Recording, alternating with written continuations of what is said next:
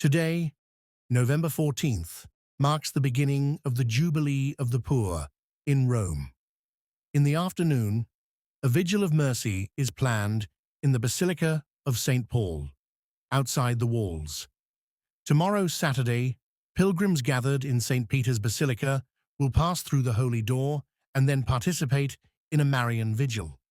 The highlight will be Sunday's Holy Mass, presided over by Pope Leo XIV, which will be celebrated in connection with the 9th World Day of the Poor, held under the slogan taken from Psalm 71, "You are my hope."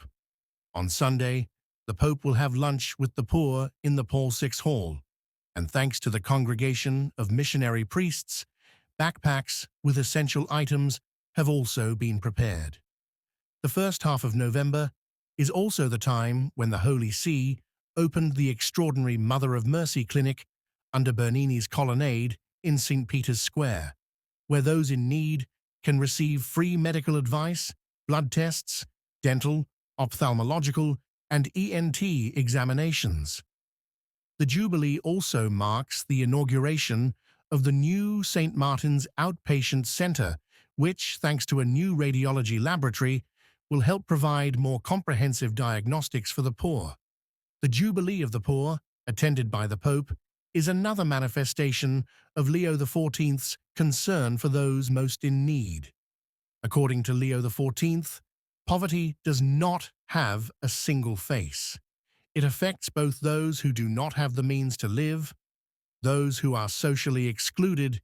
He speaks of moral, spiritual, and cultural poverty, but also emphasizes that there are also more subtle and dangerous forms of poverty that are correlated with economic principles that increase wealth rather than justice.